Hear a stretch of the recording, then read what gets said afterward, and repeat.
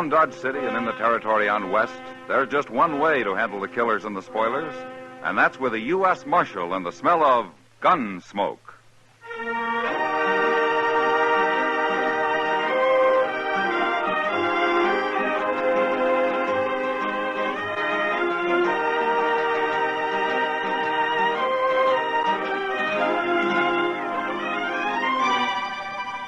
Gunsmoke, starring William Conrad. The story of the violence that moved west with young America. The story of a man who moved with it. Matt Dillon, United States Marshal.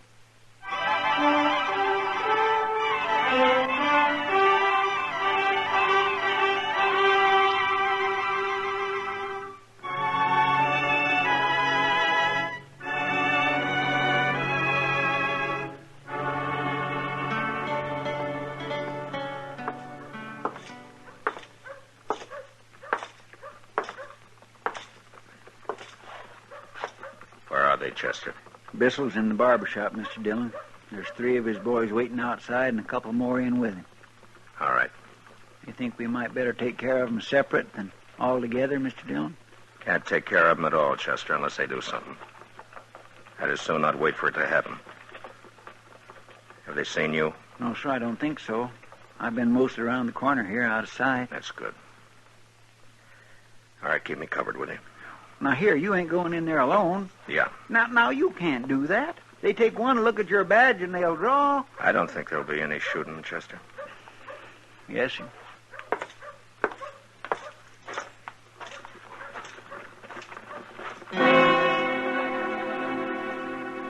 I started across the street to Stapley's barber shop, and I saw 3 gunmen lounging outside. They didn't directly look at me, but they knew I was coming over because their hands slipped down and hung an easy distance from their guns. One of them I recognized as Buffalo Mason, a cowboy who found more money working for Frank Bissell as a gunman than driving cattle up from Texas. The other 2 I'd never seen, but I knew the kind. By the time I'd crossed the street, they'd moved and stood on either side of the door. You want something, Marshal? I hear your friend Frank Bissell's inside. He might be.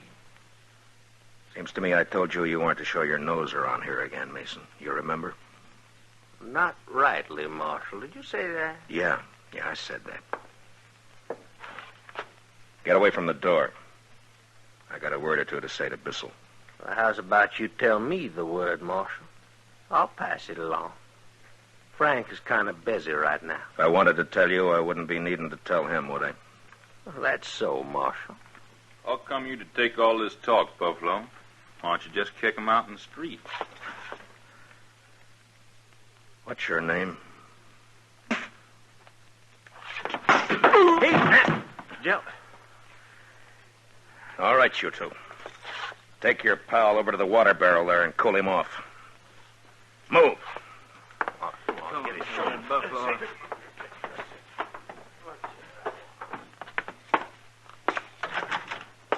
Howdy, Marshal Dillon. Be with you in just a few minutes. Have a chair. Thanks, Mr. Stapley. Yes, sir, I tell you, friend, styles is changing. I seen in a New York magazine a center parting that'd knock your eye out. Sister of mine sent the picture out to me. Now, you sure you wouldn't like me to try it? Just cut it like I told you. Yes, sir, you're the customer.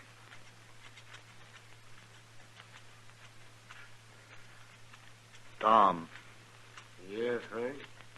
tell Mr. Dillon to step around here where I can see him.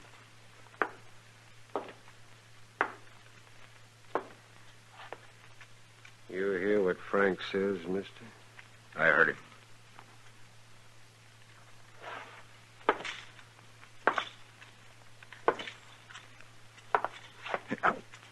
Take it easy, Barber. You're pulling my hair in the back. Oh, I'm sorry, sir. You know what I can see in the mirror, Mr. Dillon? A lot of things, I guess. I can see outside the door.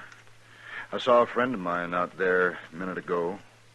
And I saw a fella whip him on the head with his 6-gun. That's funny. I saw the same thing. My friends don't like being buffaloed. Well, they should have done something about it. They should. Maybe they will. Maybe. Now, I got something to say, Bissell. Bissell? Frank Bissell? Keep on cutting, Barber. I ain't cut no killer's hair. No, sir. If I'd known who you was, I never... You heard him. Finish. It's all right, Mr. Stapler. You go ahead. Yes, sir. I know your reputation, Bissell, but right now I got no cause to arrest you. So far as I know, you're clean in this territory. Yeah? But you're not staying here. As soon as you're through in that chair, you and your pals are getting out of Dodge. Well, we just got here, Mr. Dillon. We thought we'd put over for a spell. Here you got mighty fine entertainment here. It doesn't start till after nightfall. And you're going to be gone by then. Funny thing, Mr. Dillon, I've heard a lot of talk about you. Buffalo Mason says he had a run-in with you a few months back. I thought you were a different man to what I see. So? So, you're not much. Kind of windy, but not much. Tom, give the marshal a $5 piece and show him the door. That's for your duty, Mr. Dillon. Are you all through with him, Mr. Stapley? Yes, sir. I'm all through. Okay. Now get up out of that chair, Bissell. I knew what they meant about Frank Bissell when I saw him smile as he got out of his chair. It was the smile of a man who says one thing with his lips and another with his eyes. He reached down to his holster and then around to his pocket, pulled out a bill and passed it to the barber. He'd made his move like he wanted to get me to draw. And when I didn't bite, he pulled his hat off the peg and came over to me. The two boys with him went past us and waited by the door. It's like I say, Mr. Dillon, my boys and I are here for some resting and playing. Now, if you want a private little war, you can start gunning for us any time you want. But you'll have to start it. You've got until sundown to leave town, Bissell. Marshal, you didn't hear what I said at all. Sundown. If you're still around after that, you'll all go to jail. We don't want any trouble. We want to take it nice and easy. You take it easy, too, huh? I'll be seeing you.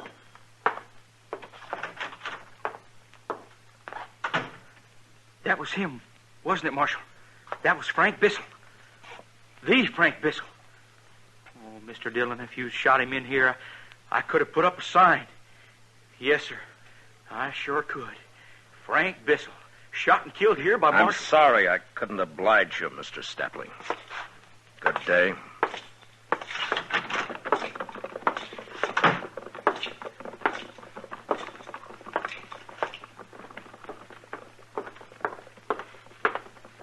Mr. Dillon? Yeah, Chester. They're getting out, huh? I didn't think it'd be as easy It as isn't. that. Yes, sir, but look, they're riding right on. I gave them out. until sundown. Oh, that's about 2 hours. Hey, you know, Mr. Dillon, in 2 hours, them boys can do an awful lot of trouble. They try and there's going to be trouble. Yes, sir. You want me to follow her and see where they go? No. No, we'll wait back at the office. On the way back, I stopped at the saloons and told the boys to send out word if Bissell and his gang came in after sundown. I told them I'd be waiting in the office. When I got to the Texas Trail, Kitty was leaning against the bar, singing. A half a dozen cowboys were standing around, drinking, but listening quietly. It was a kind of a sad song. Home on the range, where the deer and the antelope play, where seldom is heard a discouraging word, and the skies are not cloudy all day.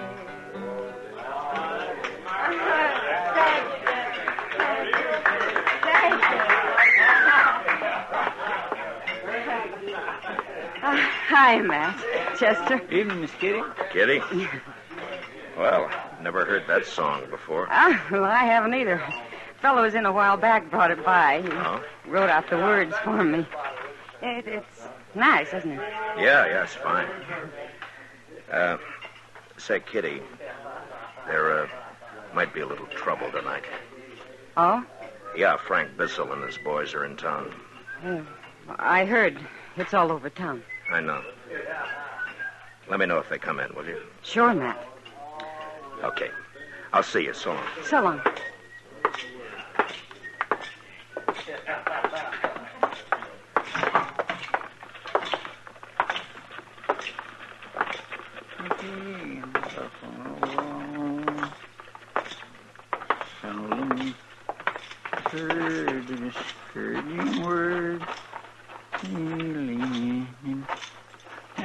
Mighty tuneful, Mr. Dillon. You feel like stopping by Delmonico's for supper, Chester? Well, Mr. Dillon, I'm kind of low this week. You see, I sent east for one of them new suits Mr. Hightower was telling about. You know, the ones that's got the vest and all? The thing cut away here and then fine and tight up here? I'm sure you'll look fine in it, Chester. Come on, let's get supper. I got money.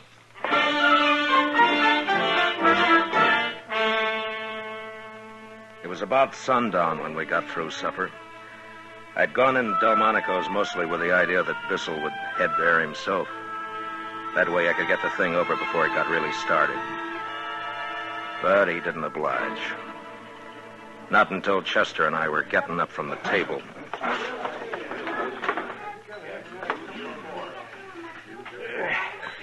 My gracious, Mr. Dillon. I feel swole up like an overfed puppy dog. You look like one. Mr. Dillon, look. Coming in. Yeah, I see him. All right, let's go. Man, I'm hungry. I could eat me one.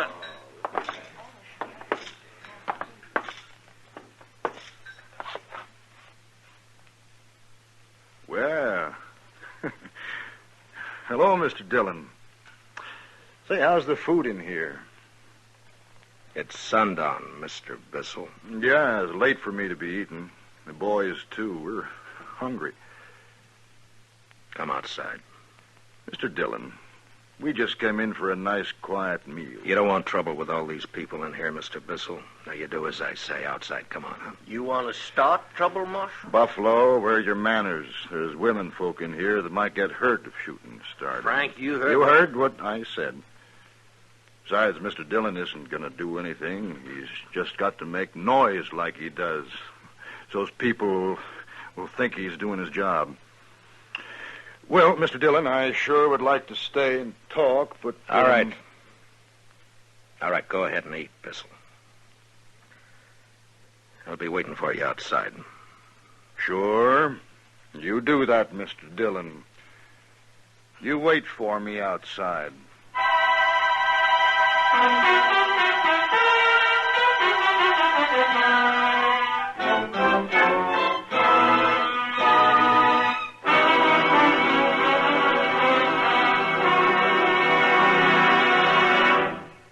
We will return for the second act of Gunsmoke in just a moment. But first, America's best-dressed woman wears the uniform of a nurse. This uniform is a symbol of service to humanity and of an honored and respected profession. The nurse's uniform is an open sesame to many fascinating fields aiding the medical profession: research, rehabilitation, work with the men in service, to name only a few.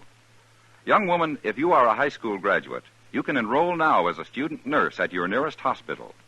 Consult the Nurses Registry Desk or Collegiate School of Nursing. You can become one of America's best-dressed women and wear the uniform of a nurse. Now the second act of Gunsmoke.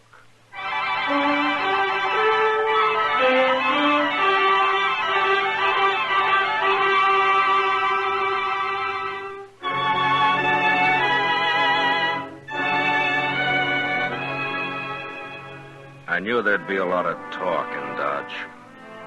Some would say that I should have drawn on Frank Bissell and his gang right then in Delmonico's. Well, I had my own opinion about that. Chester and I waited outside for Bissell to get through and come out. By that time, the word was out, and it sounded like every cowboy, bullwhacker, and buffalo hunter in Dodge was hanging around waiting to see the fun. It was dark then, and the moon was rising. A lot of them boys has come up from the other side of the tracks, Mr. Dillon. I know. You got any tobacco on you, Chester? Yes, sir, right here in my... You want I should tell them to get on back? Here you are, sir. Thanks.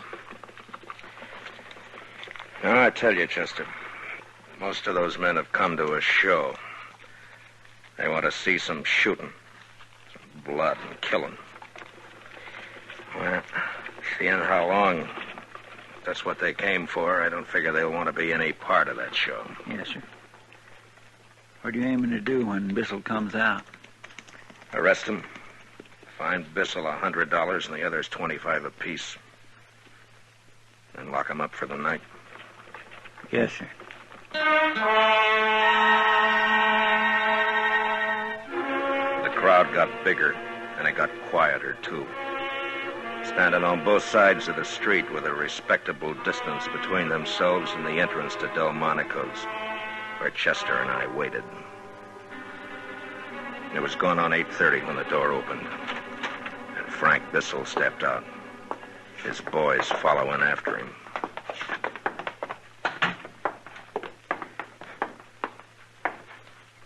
You still waiting, Mr. Dillon?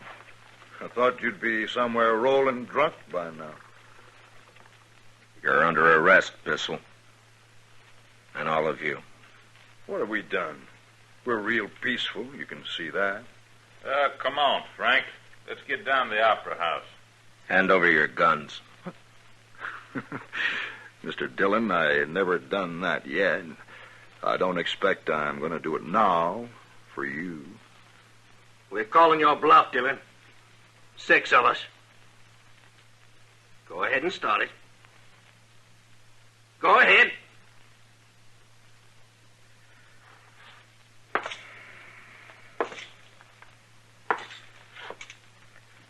I don't want any killing, Bissell.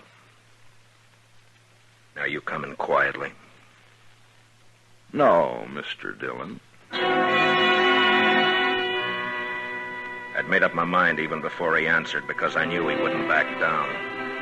And the crowd was watching. And in that same second, through the window of the restaurant, I saw the figures of 2 women and a child making for the door. They were right in line with any shooting I might do. Bissell and the others were directly in front of them. And now they had their guns drawn. And mine was still in its holster.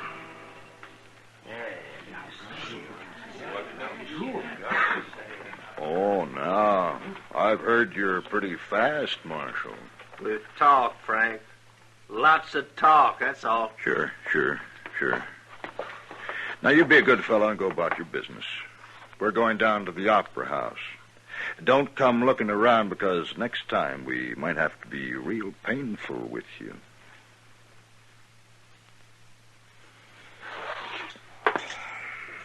Hey, look at that! You better get out of town, Marshal Dillon. You're through! Come on, Chester. Yes, sir, Mr. Dillon.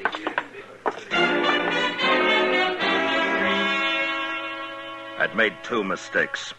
First going to Delmonico's and figuring I could bluff him out of town without any shooting. And then not getting Bissell away from the restaurant door before calling him. And it wasn't good.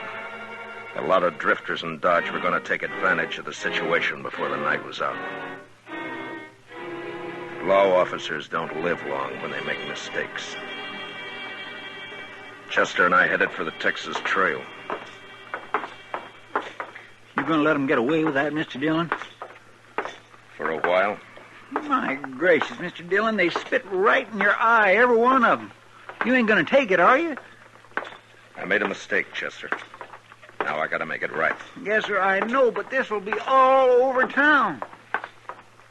Mr. Dillon, will you tell me why you didn't draw and get it done? I had my reasons, Chester.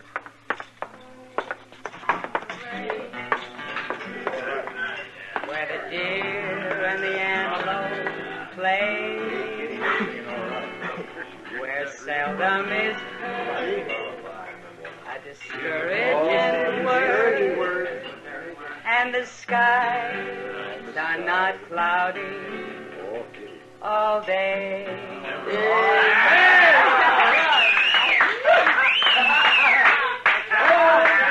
Matt, I heard you were waiting for Bissell over at Delmonico's. I was worried. Everything's fine, Kitty. No, it ain't fine, Miss Kitty. That Frank Bissell drawed on Mr. Dillon and... And what, Chester? You said you had your reasons, Mr. Dillon. Join us for a beer, Kitty? Sure, Matt. You didn't get him out of town? No, not yet. Oh. They liked the song. Did you hear?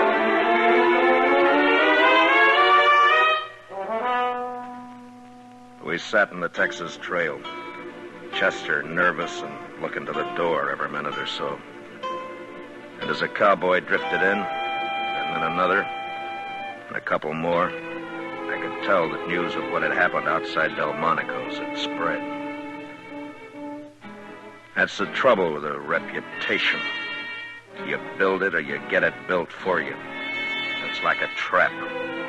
You gotta stay a step ahead of it. If you don't, there's always the question. Even with the people you think you know real well. Like Chester and Kitty. And I knew they were wondering why I'd backed down. I let a half hour go by, which I calculated was enough time for Dodge to make a hero out of Bissell. And then it was time to go.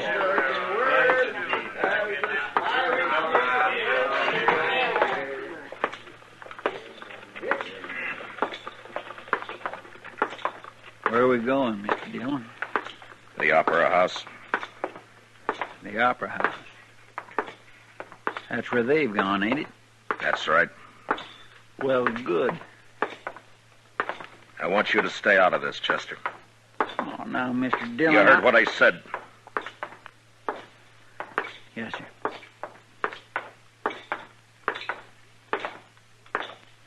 Mr. Dillon?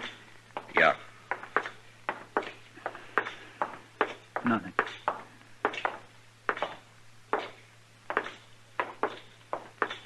Now remember what I said, Chester. Keep out of it until you're told. All right, Mr. Dillon, I will. It was between shows at the Opera House, and most all the customers were in the saloon next door. Bissell was at the bar, and his pals around him, and a dozen or more newfound friends standing him drinks. Yeah, the news had got around all right. And the gunman was a hero. He'd made the law back down.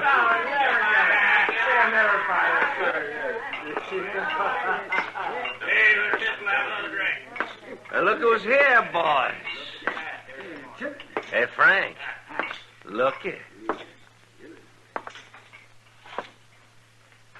Marshal Dillon. Didn't I get through telling you a while back? Are you drunk, Bissell? I never get drunk, Mr. Dillon. Well, I'm glad to hear it. All right, you other men get away from the bar, quick. You six stay where you are. I'm telling you. Now, anybody who wants to stay with Bissell and his gang's going to get hurt. Now, you move.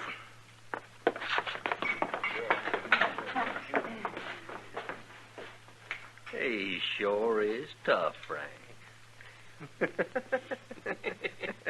Okay. Mr. Bissell. Draw. Oh, now, Mr. Dillon, you don't want me to do that. Yeah, leave me do it, Frank. I need the practice. No. No, wait a minute. No, I think he means it. Sure, Mr. Dillon. I guess I have been riding you pretty hard. Sure. Anytime you... Well, when are you going to draw, mister?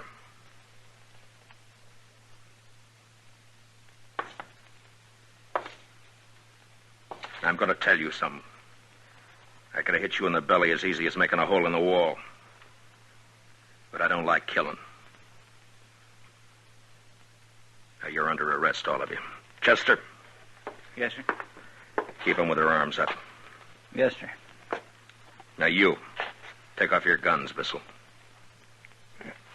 I said take off your guns and do it now. All right, put them on the bar.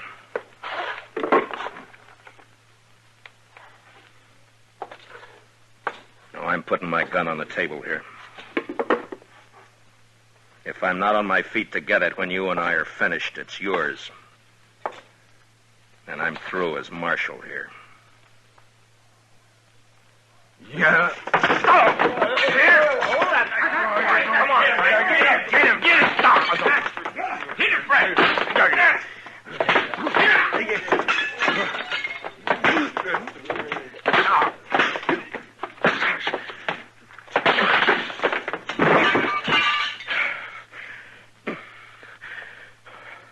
Mason, you pick him up. You help him. We're all gone out of the jail. Carry him with you.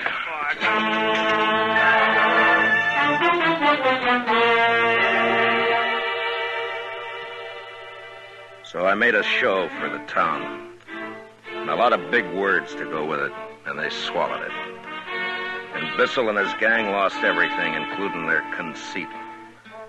We put them in jail overnight, and the next morning each man was fined $25, Bissell $100. And they rode out of Dodge. I'd be a liar if I didn't admit I did a little more than my job when I threw my gun away and worked Bissell over with my fists.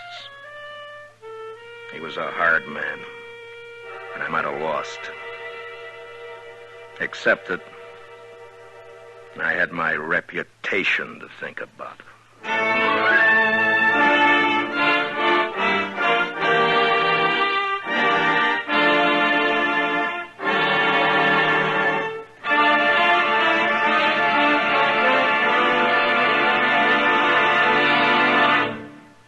Gunsmoke, under the direction of Norman Macdonnell, stars William Conrad as Matt Dillon, U.S. Marshal. Tonight's story was specially written for Gunsmoke by Anthony Ellis, with music composed and conducted by Rex Corey. Featured in the cast were John Daner, Lawrence Dobkin, Barney Phillips, Jack Crucian, and Howard McNear. Parley Baer is Chester, and Georgia Ellis is Kitty. Gunsmoke is heard by our troops overseas through the facilities of the Armed Forces Radio Service. Join us again next week as Matt Dillon, U.S. Marshal, fights to bring law and order out of the wild violence of the West in Gunsmoke.